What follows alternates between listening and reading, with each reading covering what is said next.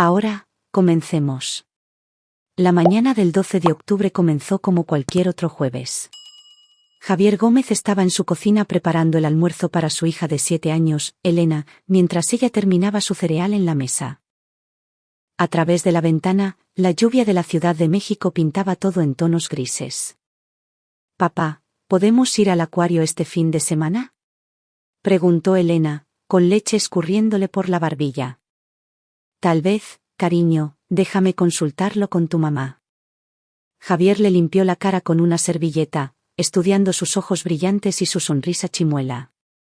Había heredado su cabello oscuro y los rasgos delicados de su madre, una mezcla perfecta que le apretaba el pecho de amor cada vez que la miraba. Su esposa, Angélica, entró en la cocina con su saco de agente inmobiliaria, con el teléfono ya pegado a la oreja. «No, madre. Te dije que el viernes funciona mejor», dijo, apenas reconociendo a Javier. Mientras tomaba su café, su tono cambió, volviéndose empalagoso. «Sí, por supuesto. A Elena le encantaría quedarse a dormir. Los adora a ambos». La mandíbula de Javier se tensó.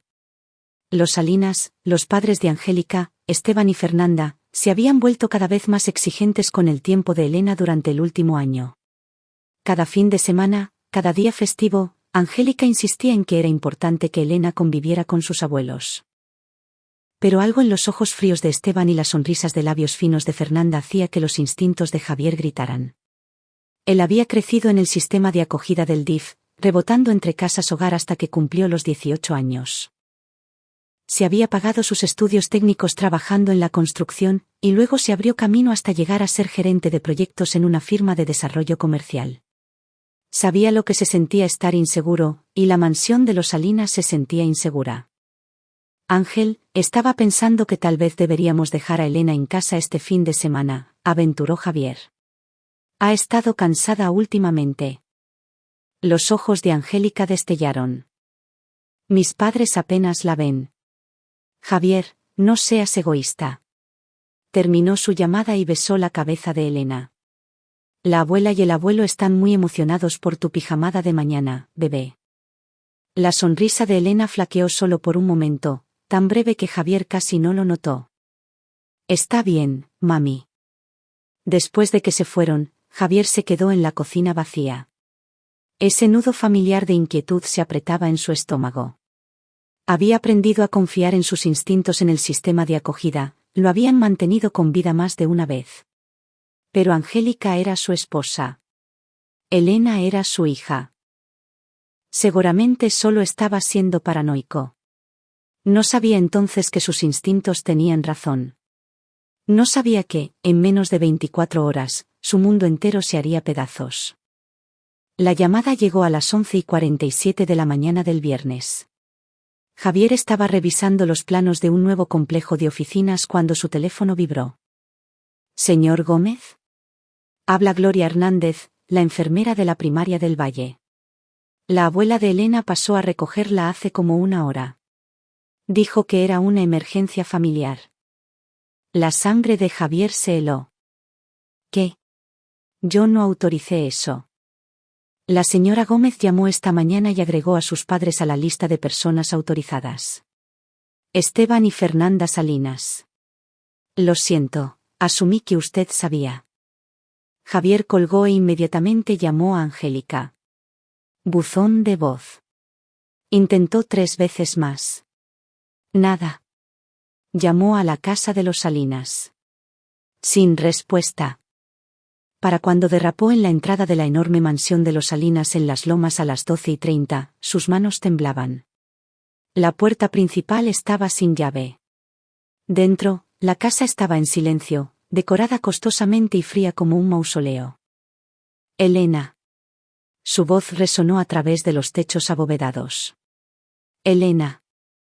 La encontró en la habitación de huéspedes del sótano, acurrucada en la cama con su uniforme escolar, mirando hacia la pared. Un pequeño trozo de papel estaba sujeto con un segurito a su camisa rosa. Se portó mal. «Nos encargamos de ello». «Bebé». Javier se arrodilló a su lado, con la voz quebrada. «¿Qué pasó?». Elena no se giró, no habló, solo siguió mirando la pared, con la respiración superficial y rápida. Cariño, ¿puedes mirar a papá? Tocó suavemente su hombro. Ella se estremeció tan violentamente que se cayó de la cama. El grito que salió de su garganta fue de puro terror animal. Las manos de Javier, endurecidas por la construcción, temblaban mientras la ayudaba con cuidado a sentarse. Fue entonces cuando lo vio. La forma antinatural en que sostenía su lado izquierdo. Como sus respiraciones venían en pequeños y dolorosos jadeos. Los moretones morados asomando por su cuello. Vamos al hospital, susurró, luchando por mantener la voz calmada. Ahora mismo, bebé, yo te tengo. Ella no habló en el auto. No habló cuando la enfermera de urgencias tomó sus signos vitales. No habló cuando le cortaron la ropa. Y 3 enfermeras jadearon simultáneamente. La doctora, una mujer cansada llamada doctora Paredes, llevó a Javier al pasillo. Señor Gómez, su hija tiene 3 costillas rotas, hemorragia interna en la cavidad abdominal y moretones extensos consistentes con traumatismo por fuerza contundente. Esto no fue un accidente. Estoy legalmente obligada a llamar al DIF y a la fiscalía. Las rodillas de Javier flaquearon. El pasillo se inclinó. ¿Quién le hizo esto? La doctora Paredes lo estudió. Necesitamos preguntarle a Elena.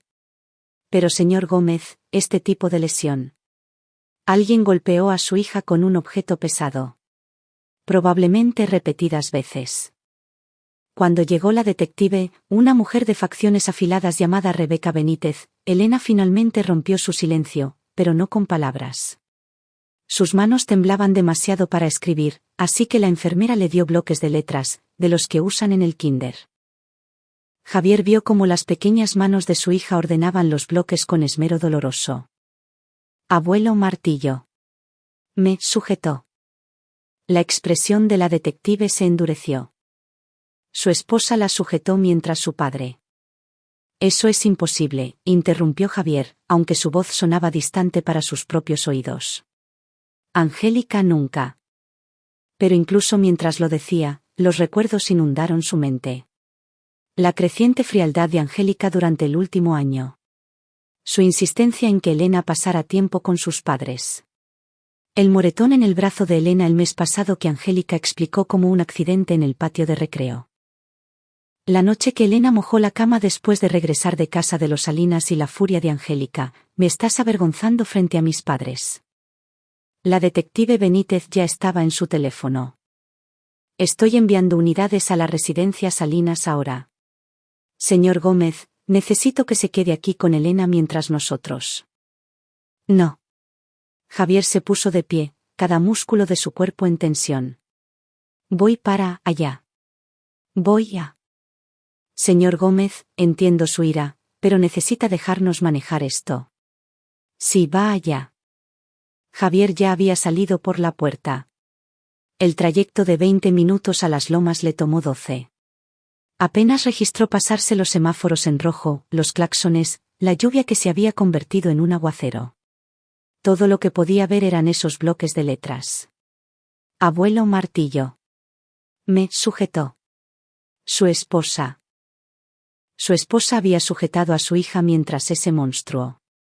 La mansión de los Salinas apareció a la vista y el pie de Javier golpeó el freno. La entrada circular estaba llena de patrullas, las luces pintando el césped cuidado en rojo y azul alternados. Había oficiales por todas partes. Javier puso el auto en parking y saltó fuera, la lluvia empapando inmediatamente su ropa. Dio 3 pasos antes de que 2 oficiales uniformados lo interceptaran. Señor, necesita retroceder. Esa es mi hija. Ellos la hirieron. Mi hija. Esteban Salinas está ahí dentro. Señor Gómez. Una voz nueva. Javier se giró para ver a un oficial mayor acercándose, con la mano en el cinturón. Soy el sargento Mario Herrera. Necesito que se calme. Que me calme. Golpearon a mi hija de 7 años con un martillo. Mi esposa la sujetó. La voz de Javier se quebró. Quiero que los arresten. Quiero. Señor. La expresión del sargento Herrera era incómoda. No estamos aquí para arrestar a los Salinas. Estamos aquí porque su esposa presentó una orden de restricción contra usted hace 2 horas, alegando violencia doméstica y comportamiento amenazante. El mundo se detuvo. ¿Qué? La señora Gómez afirma que usted ha estado cada vez más violento e inestable. Tiene fotografías de moretones. Declaraciones de testigos de sus padres. La jueza Hortensia Sierra otorgó una orden de protección de emergencia a las 2:15 de la tarde. No se le permite estar a menos de 150 metros de su esposa, sus padres o su hija. La mente de Javier daba vueltas. Eso es. No. No, mi hija está en el hospital ahora mismo con 3 costillas rotas. Su abuelo. Señor Gómez, necesita abandonar estas instalaciones inmediatamente. La mano del sargento Herrera se movió más cerca de su arma. Si no cumple, lo arrestaré por violar la orden de restricción. No entiende, señor. Se lo pido una vez más. Váyase ahora. A través de las ventanas empapadas por la lluvia de la mansión Salinas, Javier vio movimiento. Esteban Salinas estaba de pie en la ventana de la sala, con un vaso de cristal en la mano, observando. Incluso desde esa distancia, Javier podía ver la sonrisa en el rostro del anciano. Y a su lado, Angélica, su esposa, la mujer a la que había amado durante 9 años. Ella estaba en su teléfono, pero sus ojos se encontraron con los de Javier a través del vidrio. No había miedo en ellos, ni culpa, solo fría satisfacción. La realidad se estrelló sobre Javier como un tsunami. Esto no fue una reacción a las lesiones de Elena. Esto fue planeado. La recogida temprana de la escuela, la nota prendida a la camisa de Elena. Evidencia de que la habían disciplinado, estableciendo una narrativa. La orden de restricción presentada incluso antes de que él supiera que Elena estaba herida. Le habían tendido una trampa. La mano del sargento Herrera estaba ahora en su brazo. Señor Gómez, váyase. Javier se dejó llevar de vuelta a su auto, con la mente a 1000 por hora. Mientras se sentaba en el asiento del conductor, con las manos aferradas al volante, su teléfono vibró. Un mensaje de texto de un número desconocido con un archivo adjunto, un PDF de la orden de restricción.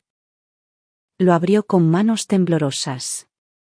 Las acusaciones eran detalladas, específicas y totalmente fabricadas. Incidentes de ira explosiva e intimidación física que se remontaban a meses atrás.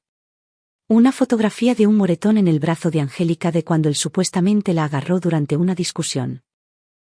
Declaraciones de Esteban y Fernanda Salinas describiendo su creciente preocupación por la seguridad de su hija y nieta. El párrafo final hizo que su sangre se helara. La peticionaria teme por la seguridad de la menor Elena Gómez y solicita la custodia total de emergencia, sin derechos de visita para el demandado Javier Gómez, pendiente de una audiencia de custodia completa. No solo le estaban tendiendo una trampa. Se estaban llevando a Elena. Llegó un segundo mensaje de texto. Este del número de Angélica. Debiste dejarnos tenerla, Javier. Te dimos oportunidades. Ahora nunca la volverás a ver. 72 horas después, Javier estaba sentado en la oficina estéril de su abogado de oficio, un defensor público agotado llamado Daniel Díaz, que parecía que preferiría estar en cualquier otro lugar. No voy a endulzar esto, señor Gómez. Está en graves problemas. Díaz barajó papeles, evitando el contacto visual. Los Salinas tienen 3 declaraciones juradas de vecinos que afirman haberlo visto comportarse de manera errática. Un empleado de la tienda de abarrotes dice que usted se le enfrentó el mes pasado durante una disputa por un precio. Su propia esposa tiene documentados casos de... Todos son mentiras. La voz de Javier era plana. No había dormido en 3 días. Elena todavía estaba en el hospital y él no podía verla debido a la orden de restricción. El DIF la había colocado en un hogar de acogida temporal, pendiente de la investigación. Su hija, la única persona a la que había jurado proteger, vivía con extraños porque unos monstruos habían aprendido a usar el sistema como arma. Señor Gómez, sean mentiras o no, tienen pruebas. Fotografías, testigos, documentación. ¿Qué tiene usted? La verdad. Elena le dijo a la policía. Una niña de 7 años traumatizada que ha sido entrenada por su madre y sus abuelos durante quién sabe cuánto tiempo. ¿Sabe lo que un abogado defensor hará con ese testimonio? Díaz se recargó en su silla. Mire, su mejor opción es aceptar un acuerdo. Clases de manejo de ira, visitas supervisadas. Tal vez en 1 año o 2. No. Javier se puso de pie. No voy a declararme culpable de algo que no hice, y no voy a dejar a mi hija con las personas que la golpearon. Entonces lo perderá todo. La voz de Díaz no tenía simpatía. Los Salinas tienen dinero, conexiones y una historia limpia. Usted no tiene nada. Javier salió de la oficina hacia la tarde gris de la Ciudad de México. Díaz tenía razón en una cosa. No tenía nada. Excepto que sí tenía algo. Tenía 4 años en el sistema de acogida donde había aprendido a leer a la gente, a ver los ángulos que jugaban. Tenía 15 años en la construcción donde había aprendido que cada estructura tenía un punto débil. Tenía 1 década de matrimonio con Angélica donde había visto a sus padres mover hilos, cobrar favores, construir su pequeño imperio de influencia. Y tenía ira, una ira blanca, caliente y enfocada que quemaba todo excepto un propósito singular: destruir a las personas que lastimaron a su hija y recuperar lo que era suyo. Javier sacó su teléfono e hizo una llamada a alguien con quien no había hablado en 5 años. La línea hizo clic. León, soy Javier Gómez. ¿Recuerdas ese favor que dijiste que me debías? Lo estoy cobrando. León Hernández parecía salido de una película de cine negro. Rostro curtido, ojos agudos y un apretón de manos que podría triturar concreto. Había sido el capataz de Javier en su primer proyecto grande, y luego abrió su propia firma de investigación privada después de que un esquema de malversación de fondos de un desarrollador casi los lleva a la bancarrota a ambos. Javier había sido quien encontró la evidencia que salvó la casa de León. Ahora estaban sentados en una cabina oscura en un restaurante de 24 horas en el sur de la ciudad, el tipo de lugar donde nadie hacía preguntas. Déjame ver si entiendo, dijo León, revolviendo su café. Tu esposa y sus padres golpearon a tu hija, luego te incriminaron por violencia doméstica antes de que pudieras denunciarlos. Esa es la versión suavizada. Javier deslizó su teléfono sobre la mesa, mostrando las fotos del hospital de Elena. La expresión de León se oscureció. Jesucristo. Hay más. Hice algunas averiguaciones. Esteban Salinas no es solo rico. Está conectado. Concejales, jueces. La mitad del departamento de policía asiste a sus galas benéficas. El tío de Angélica es el senador estatal Ramón Salinas. La jueza que otorgó la orden de restricción, Hortensia Sierra, está en la junta de la fundación de Esteban. León soltó un silbido bajo. Son dueños del sistema. Por eso ir por los canales oficiales no funcionará. Díaz ya quiere que acepte un acuerdo. Las manos de Javier se apretaron alrededor de su taza de café. Pero cometieron un error. Están tan seguros de su trampa que ni siquiera están tratando de ocultarlo. Esteban me sonreía a través de la ventana mientras la policía me escoltaba lejos. Arrogancia, murmuró León. El defecto fatal de los ricos. ¿Qué necesitas? Todo. Registros financieros, registros telefónicos, testigos. Hay una razón por la que hicieron esto ahora. Algo que los desesperó lo suficiente como para lastimar a Elena y arriesgarse a este tipo de exposición. León sacó un cuaderno maltratado. Empezaré con la orden de restricción. Esas declaraciones de testigos, las fotografías, apuesto dinero a que son fabricadas o coaccionadas. Lo del empleado de la tienda suena a, ¿quién recuerda una disputa por un precio cualquiera de hace un mes? Alguien a quien le pagaron para recordar. Exacto. Lo rastrearé. Veré si se quiebra. León hizo una pausa. Javier, esto se va a poner feo. Si los Salinas se dan cuenta de que los estás investigando, vendrán por ti con más fuerza. Que vengan. La voz de Javier era fría. Se llevaron a mi hija. La golpearon. No hay línea que no crucen, lo que significa que no hay línea que yo no cruce para detenerlos. A la mañana siguiente, Javier violó la orden de restricción. No obviamente, era más inteligente que eso. Pero se estacionó a 3 cuadras del hospital infantil y esperó. A las 9:47 de la mañana, una trabajadora social del DIF llamada Brenda López llegó, se registró en la recepción y subió. Javier le dio 15 minutos, luego llamó al hospital desde un teléfono desechable que León le había proporcionado. Hola, llamo por mi hija, Elena Gómez. Soy su padre, Javier Gómez. Sé que no puedo visitarla, pero, ¿pueden decirme cómo está? La voz de la enfermera fue comprensiva. Déjeme revisar. Elena está siendo dada de alta hoy, señor Gómez. Va a ser entregada en acogida temporal con la familia Pérez. Los Pérez. Gracias. Javier colgó e inmediatamente llamó a León. Necesito que encuentres todo lo que puedas sobre una familia de acogida llamada Pérez. Y lo necesito hoy. Para las 2 de la tarde, León había enviado un expediente. Carla y Marcos Pérez, una pareja de 40 y tantos años que habían sido padres de acogida durante 12 años. Historial limpio, referencias sólidas, sin banderas rojas. Excepto un detalle que León había resaltado. El apellido de soltera de Carla Pérez era Valdés. Su hermana, Leticia Valdés, trabajaba como asistente personal de Esteban Salinas. La colocaron con gente conectada a los Salinas. Javier respiró hondo, mirando la pantalla de su laptop en su departamento vacío. Ni siquiera estaban tratando de ocultarlo. Su teléfono sonó. León, tengo algo. El empleado de la tienda, Ricardo. Lo rastreé, lo presioné un poco. Le tomó exactamente 3 minutos doblarse. El abogado de Esteban Salinas, un tipo llamado Néstor Quiroga, le pagó 100,000 pesos para firmar una declaración jurada afirmando que lo amenazaste. ¿Lo grabaste? Cada palabra.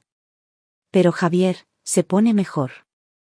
Saqué los registros telefónicos de Quiroga. No preguntes cómo. El día antes de que Elena fuera herida, Quiroga hizo 6 llamadas al celular personal de la jueza Sierra, luego 3 llamadas a un doctor, Gustavo Jiménez. ¿Quién es Jiménez? Psicólogo infantil, uno caro, testifica en casos de custodia. La voz de León era sombría. Creo que están construyendo un caso para decir que Elena está mintiendo sobre lo que pasó. Jiménez la evaluará, la declarará traumatizada y poco confiable. Entrenada por ti. Manual estándar de abusadores ricos. Javier sintió la ira creciendo de nuevo, pero esta vez era fría. Calculada. ¿Qué más? Trabajando en las finanzas de Esteban, pero sus cuentas están blindadas. Va a tomar tiempo. Sin embargo, encontré algo interesante. Fernanda Salinas fue admitida en el Hospital Ángeles hace 3 años para evaluación psiquiátrica. Internamiento voluntario de 2 semanas. Diagnóstico: trastorno delirante con rasgos persecutorios. La mente de Javier corrió. No son estables. ¿Y si esta no es la primera vez que han lastimado a alguien? Voy un paso adelante. Estoy contactando a conocidos en otros hospitales, otras delegaciones. Si Esteban y Fernanda tienen un historial de violencia, podría haber registros. Durante las siguientes 2 semanas, las piezas comenzaron a caer en su lugar. León descubrió que la licencia de acogida de los Pérez había sido suspendida 2 veces por violaciones.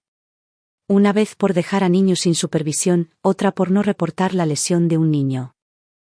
Ambas suspensiones fueron misteriosamente revocadas tras la intervención de partes interesadas.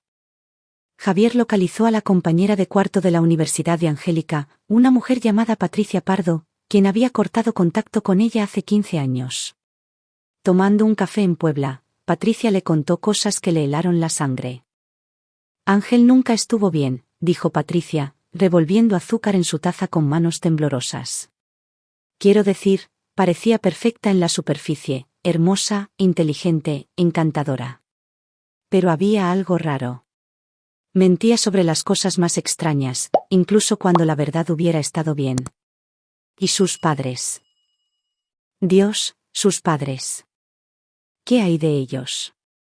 En el último año, Ángel regresó al dormitorio después de Acción de Gracias con moretones en los brazos. Pregunté qué pasó y ella puso esa sonrisa extraña y dijo que su papá le había enseñado una lección sobre gratitud, como si estuviera orgullosa de ello. Los ojos de Patricia estaban atormentados. Lo reporté al director, pero no pasó nada. Los Salinas donaron una nueva ala para la biblioteca ese año. ¿Alguna vez mencionó querer hijos? Ángel odiaba a los niños, decía que eran sucios y arruinaban los cuerpos de las mujeres. Me sorprendió cuando vi en Facebook que se había casado y tenía una hija. Patricia se inclinó hacia adelante. ¿Por qué cambió de opinión? Esa era la pregunta que perseguía a Javier. ¿Por qué Angélica, que había sido cada vez más distante a lo largo de su matrimonio, de repente había presionado tanto por un bebé hace 7 años? ¿Por qué Esteban y Fernanda, que apenas habían reconocido la existencia de Javier antes de que naciera Elena, se habían obsesionado con su nieta? La respuesta vino de una fuente inesperada, el exabogado de Esteban Salinas, un abogado retirado llamado Humberto Torres, quien accedió a reunirse con Javier después de que León mencionara los nombres correctos. No puedo darle información privilegiada, dijo Torres en el jardín de su casa de retiro, alimentando carpas en un estanque ornamental. Pero puedo decirle que Esteban Salinas es un hombre vengativo y controlador que ve a las personas como posesiones. Cuando su hijo Ramón salió del closet como gay hace 20 años, Esteban lo desheredó y luego destruyó sistemáticamente su vida. Ramón tuvo que irse del estado para escapar de él. Pensé que Ramón Salinas era senador. Ramón diferente. Ese es el hermano de Esteban. El hijo de Esteban, Ramón Jr., vive en Arizona bajo un nombre diferente, trabaja como maestro, no ha hablado con su familia en 2 décadas. Torres arrojó más comida a las carpas. Mi punto es, Esteban no suelta. Si está obsesionado con su hija, hay una razón, y no es amor. Esa noche, Javier estaba sentado en su departamento rodeado de documentos, fotografías y notas cubriendo cada superficie. La investigación de León, el testimonio de Patricia, los registros del hospital, las anomalías financieras que comenzaban a descubrir. Y entonces lo vio. El acta de nacimiento de Elena indicaba su tipo de sangre como B positivo. Javier era O positivo, había donado sangre suficientes veces para estar seguro. Buscó los registros médicos de Angélica de su embarazo. León los había obtenido a través de métodos que Javier no quería conocer. Angélica era A positivo. 2 padres con sangre O positivo y A positivo no podían tener un hijo B positivo. Las manos de Javier temblaban mientras cruzaba las fechas. Elena nació el 15 de marzo, 8 meses y medio después de que él y Angélica se casaran. Angélica tenía 2 meses de embarazo en la boda. Ella afirmó que fue una sorpresa de luna de miel, pero los registros de la clínica de fertilidad que León acababa de sacar contaban una historia diferente. Angélica se había sometido a tratamiento de FIV antes de casarse. La información del donante estaba sellada, pero el nombre de la clínica estaba archivado bajo el seguro de Esteban Salinas. León, llamó Javier, con voz hueca. Necesito que hagas una prueba de ADN discretamente. ¿A quién? A Elena y a Esteban Salinas. 3 días después, León entregó los resultados en persona, con el rostro sombrío. Javier. Hombre, no sé cómo decirte esto. Solo dilo. Esteban Salinas es el padre biológico o abuelo de Elena. Los marcadores indican una relación familiar de primer grado, pero la diferencia de edad sugiere. El puño de Javier atravesó la pantalla de su laptop antes de que decidiera conscientemente golpearla. Vidrio y plástico explotaron sobre el escritorio. Elena no era su hija biológicamente.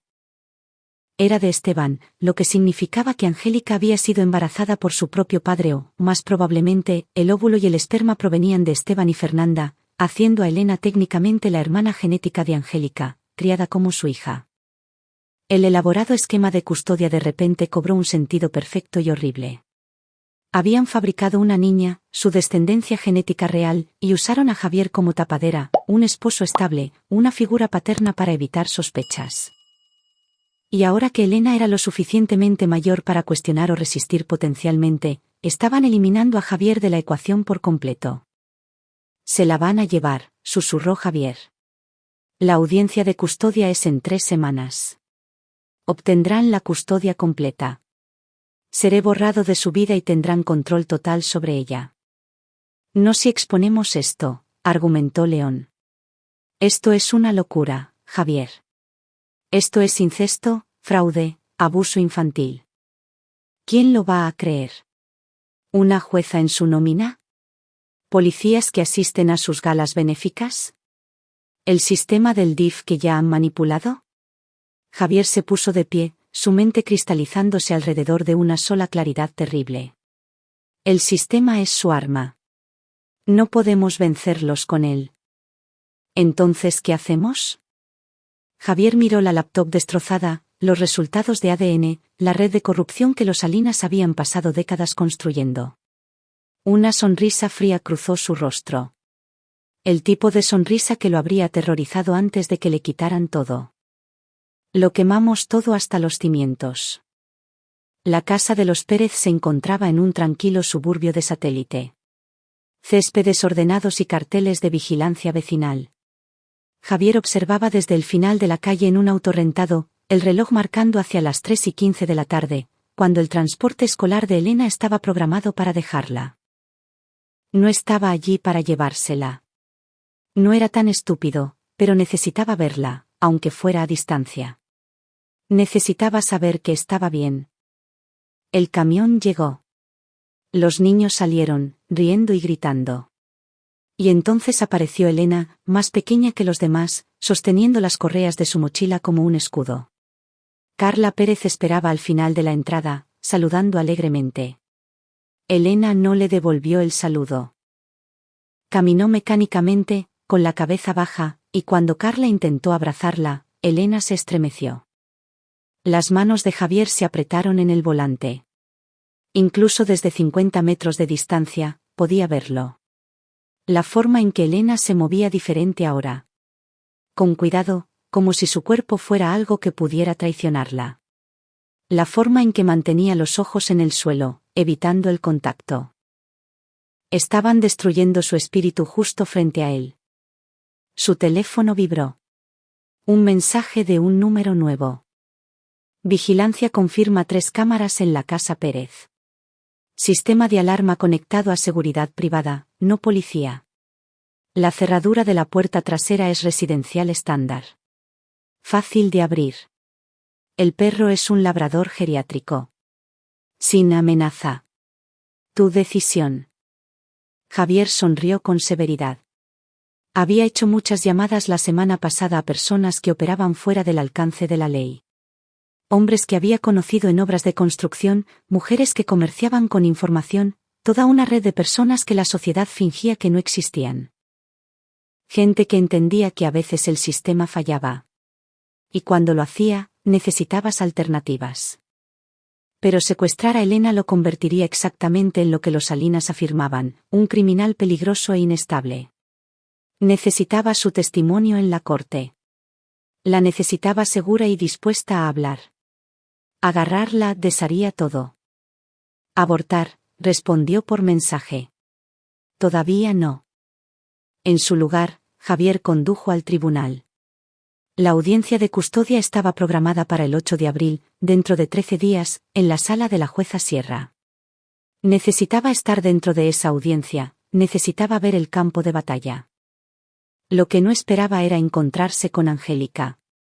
Ella estaba en el vestíbulo del tribunal hablando por teléfono y, cuando lo vio, su rostro pasó por una transformación notable. Miedo, shock, luego cálculo frío. Terminó su llamada y caminó hacia él, asegurándose de permanecer a la vista de las cámaras de seguridad. Javier, su voz era lo suficientemente fuerte para que se oyera. Estás violando la orden de restricción. Debería llamar a seguridad. Estoy aquí para presentar papeleo para la audiencia de custodia. Tribunal público, derecho público. Javier mantuvo su voz nivelada, consciente de las cámaras. ¿Cómo está Elena? Está a salvo. Finalmente, lejos de tu influencia. Lo está. Javier dio un paso más cerca, con cuidado de no tocarla, actuando para las cámaras. Cuando recuperé a Elena de tus padres ese día, tenía 3 costillas rotas.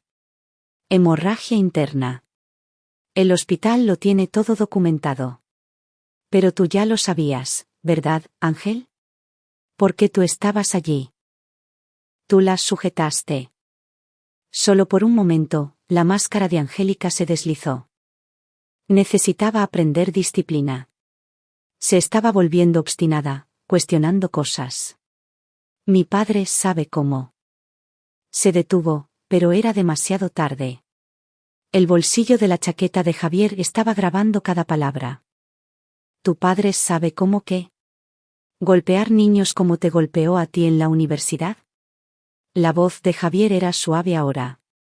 Mortal. ¿Cómo su propio hijo, Ramón, tuvo que huir del estado para escapar de él? Dime, Ángel, ¿cuándo decidiste darle otro hijo para torturar? ¿Antes o después de casarte conmigo?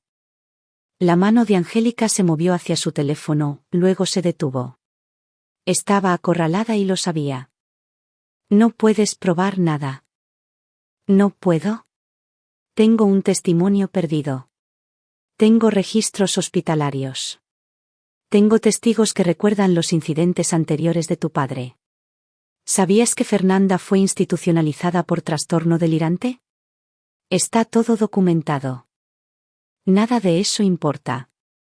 La voz de Angélica bajó, volviéndose casi compasiva. Mi familia es dueña de esta ciudad, Javier.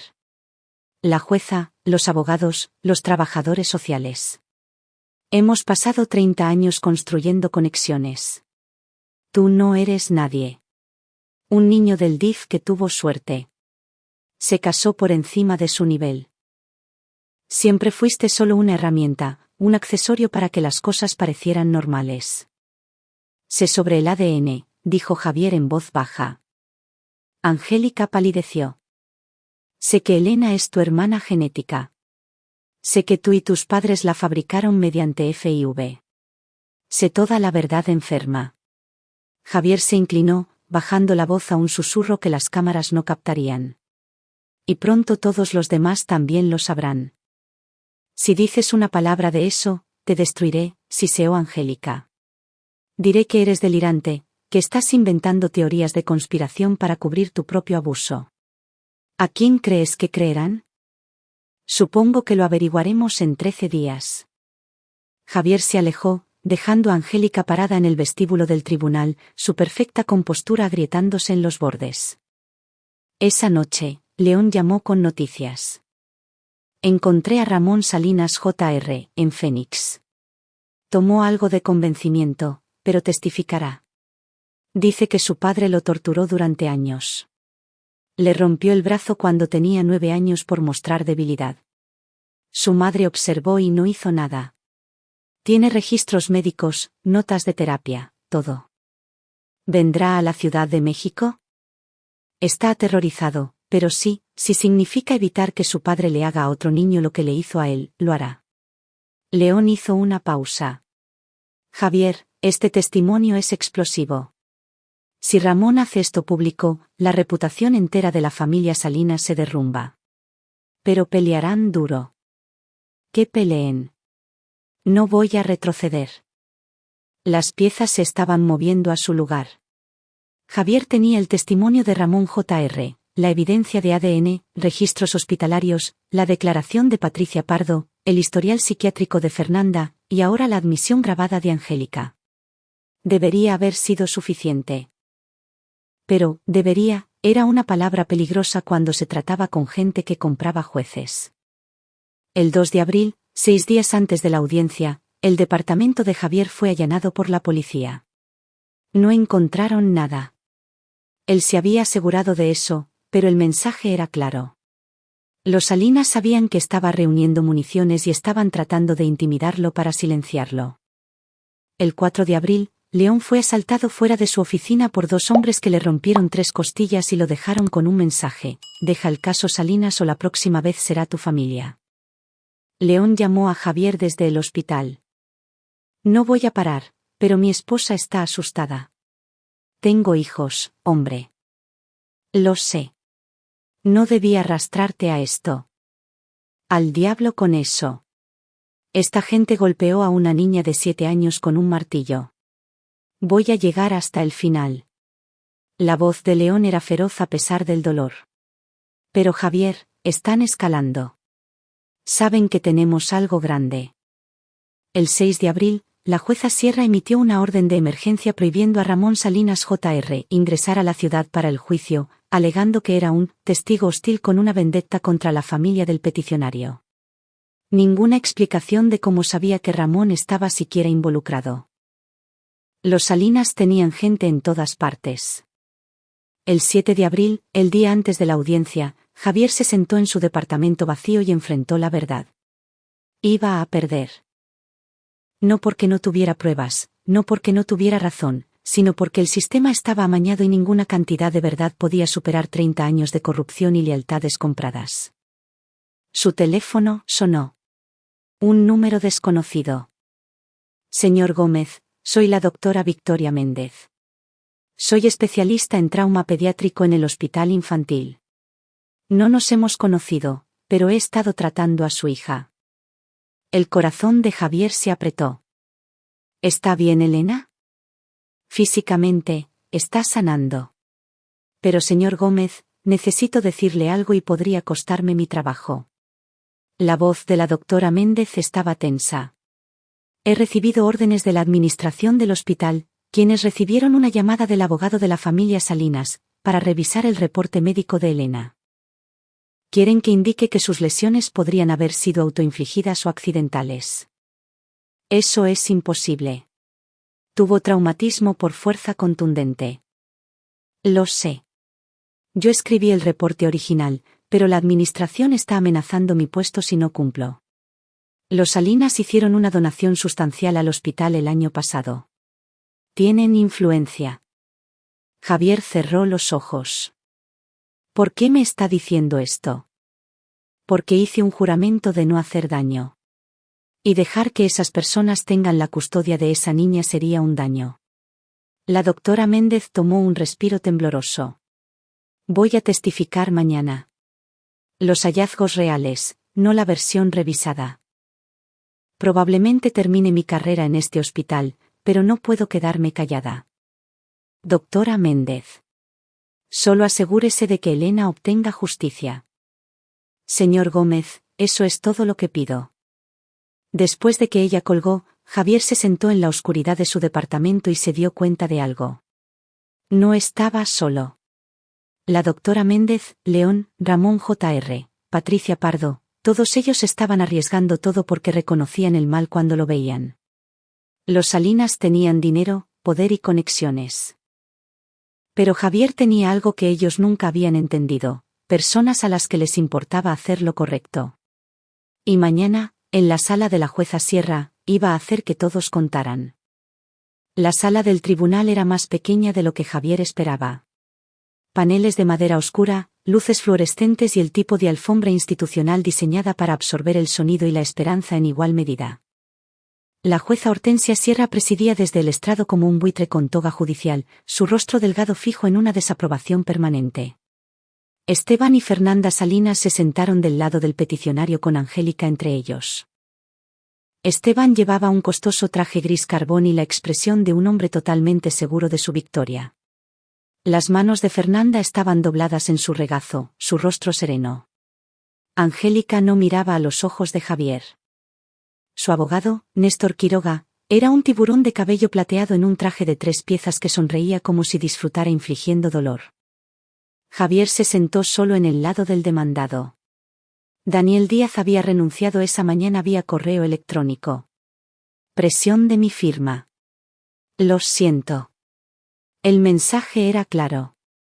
Los Salinas lo habían alcanzado. Señor Gómez, la voz de la jueza Sierra goteaba con descendencia. Veo que se está representando a sí mismo. Aconsejo fuertemente en contra. Soy consciente de los riesgos, su señoría. Procederé. Quiroga se puso de pie para su declaración inicial, pintando una imagen de Javier como un hombre inestable y violento cuyo comportamiento errático ponía en peligro a su propia hija. Mostró fotografías de las lesiones de Angélica, moretones que Javier nunca había visto, nunca causado. Reprodujo testimonios de vecinos describiendo gritos y comportamiento amenazante. Era una obra maestra de ficción entregada con la confianza de un hombre que sabía que la jueza ya estaba comprada. Luego fue el turno de Javier. Su señoría, los peticionarios querrían hacerle creer que soy un peligro para mi hija. Pero me gustaría presentar como evidencia los registros médicos de Elena de su admisión al hospital infantil el 13 de octubre. Entregó copias al alguacil, observando cómo el rostro de la jueza Sierra se tensaba mientras escaneaba las páginas. Estos registros muestran que Elena Gómez sufrió 3 costillas rotas, hemorragia interna y traumatismo masivo por fuerza contundente consistente con ser golpeada repetidamente por un objeto pesado. La médica tratante, la doctora Victoria Méndez, testificará que estas lesiones no fueron absolutamente accidentales ni autoinfligidas. Quiroga estaba de pie. Objeción. La causa de esas lesiones es precisamente lo que está en duda. La niña cayó. ¿De qué altura, abogado? ¿De un edificio? Porque eso es lo que se necesitaría para causar este tipo de daño. La voz de Javier era de acero. Elena le dijo a los oficiales investigadores exactamente lo que pasó. Me gustaría llamarla a testificar. Absolutamente no. La jueza Sierra espetó. La niña ha pasado por suficiente trauma. No permitiré que sea sometida a este circo. Entonces me gustaría presentar su declaración escrita hecha con bloques de letras en el hospital en presencia de la detective Rebeca Benítez y una enfermera de trauma pediátrico. Javier colocó la fotografía en la mesa de evidencia. Abuelo Martillo. Me sujetó. La sala se quedó en silencio. La sonrisa burlona de Esteban finalmente flaqueó. Su señoría, Quiroga se recuperó rápidamente. Esto es claramente el resultado de entrenamiento por parte del demandado.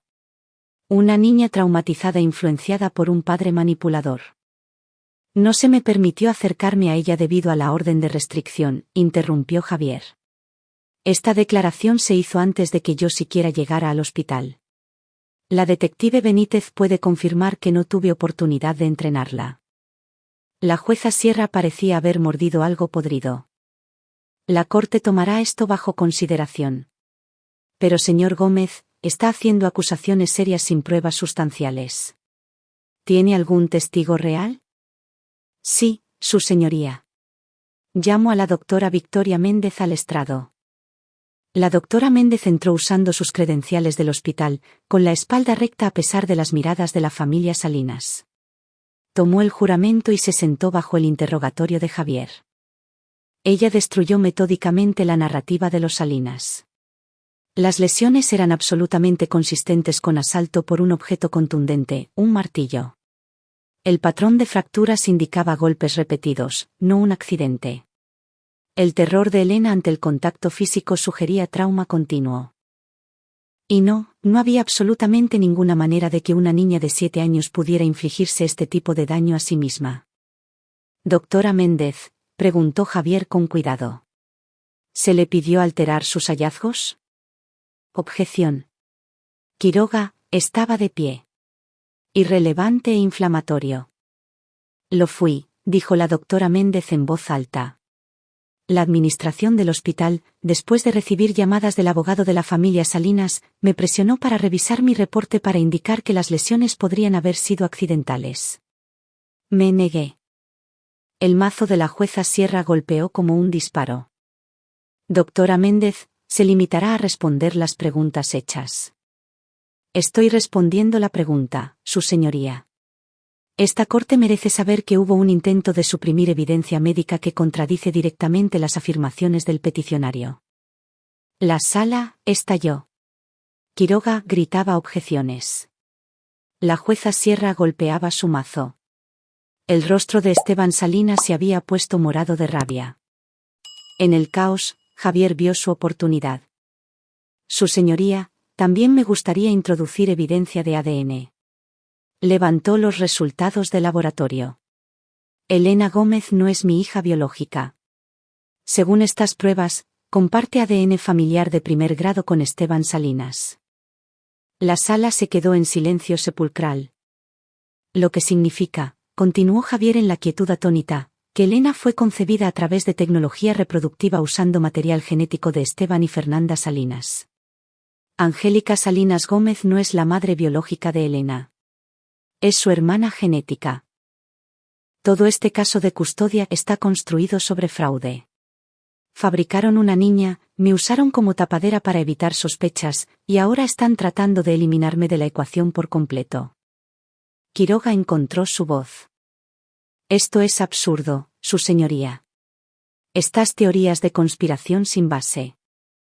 El ADN no miente, abogado, y explica por qué los Salinas están tan desesperados por la custodia. Elena no es su nieta.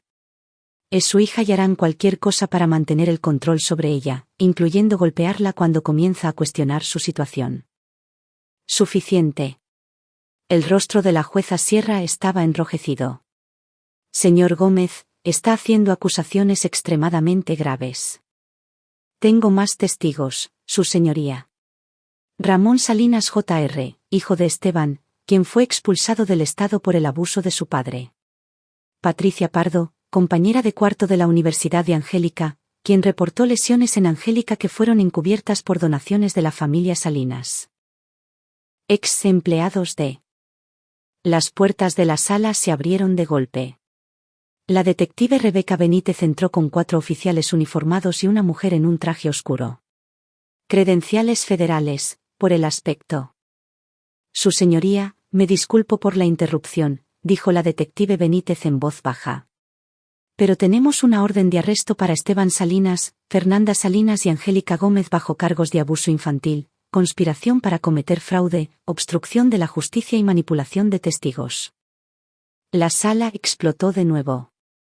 Esteban estaba de pie, gritando sobre sus abogados y sus conexiones.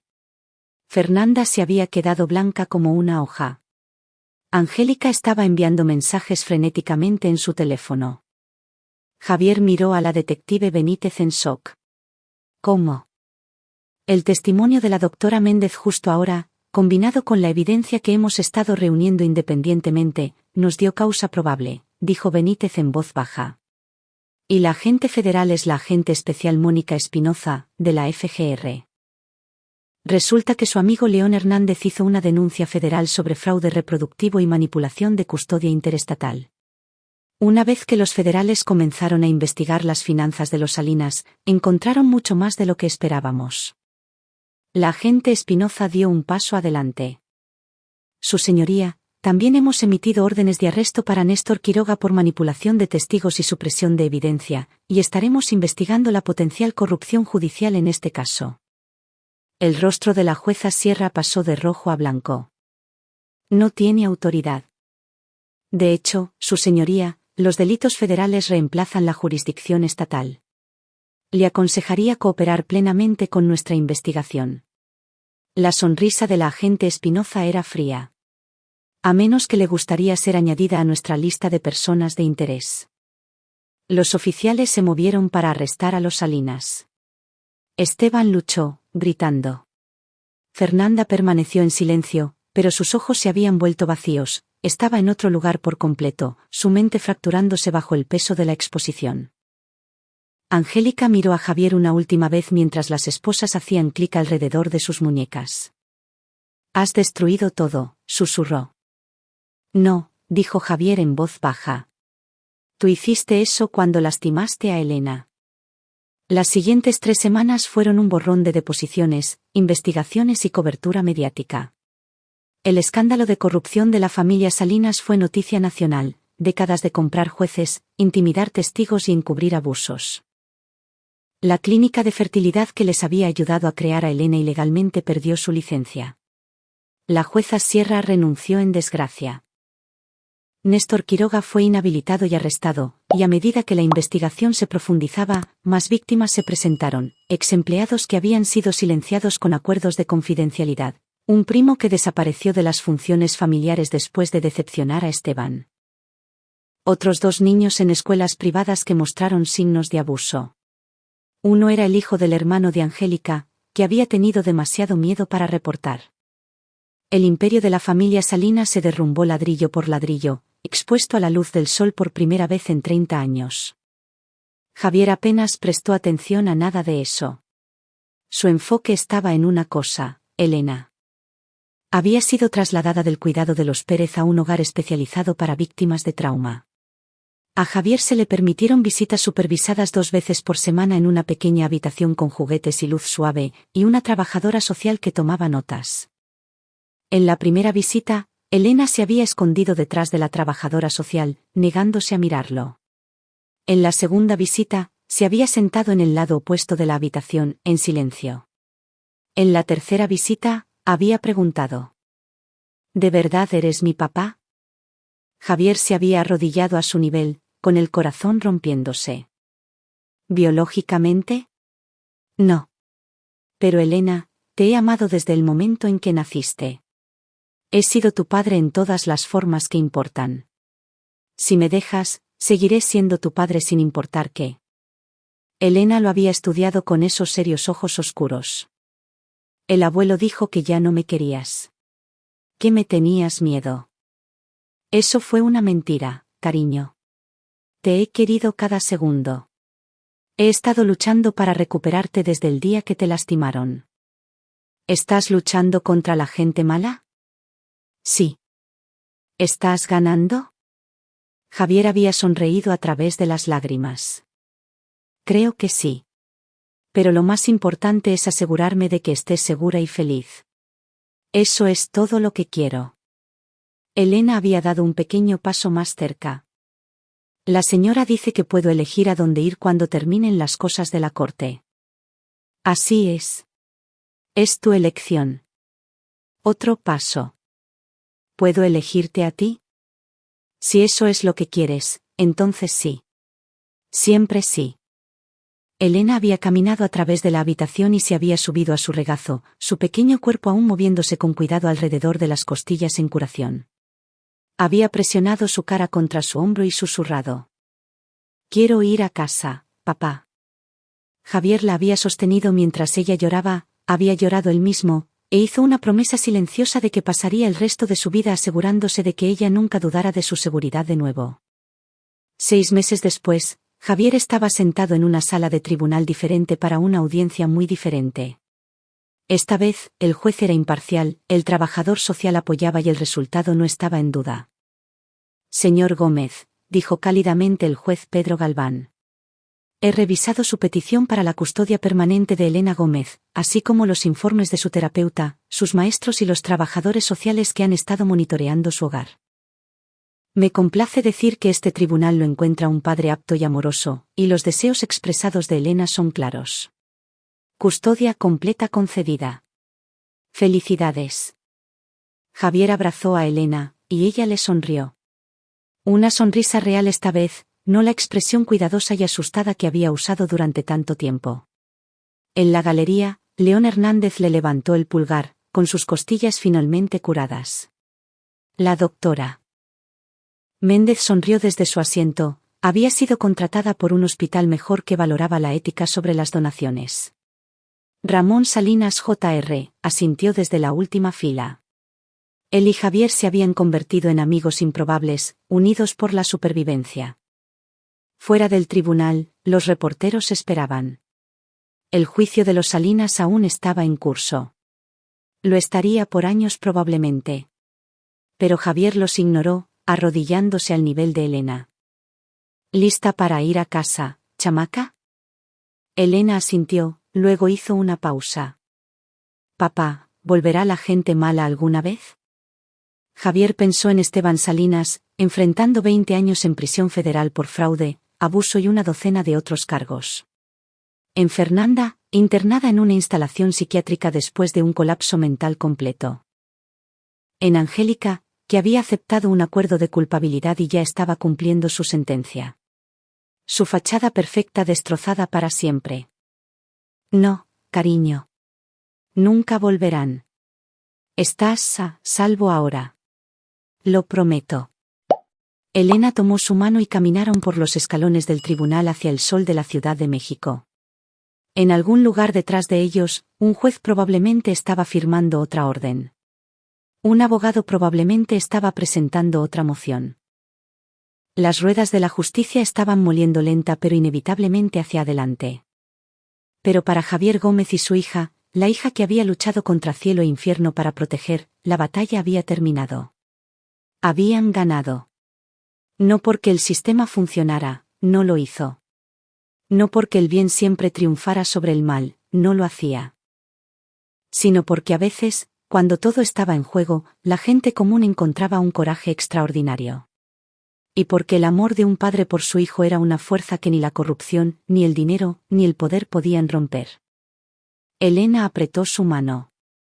¿Podemos ir por un helado? Javier rió, el sonido libre y genuino por primera vez en meses. Podemos ir por lo que quieras. Mientras caminaban hacia el auto, Elena lo miró con esos ojos serios. Ojos que comenzaban a mostrar destellos de infancia de nuevo, de confianza y esperanza. Te quiero, papá. La garganta de Javier se apretó. Yo también te quiero, cariño, por siempre y para siempre.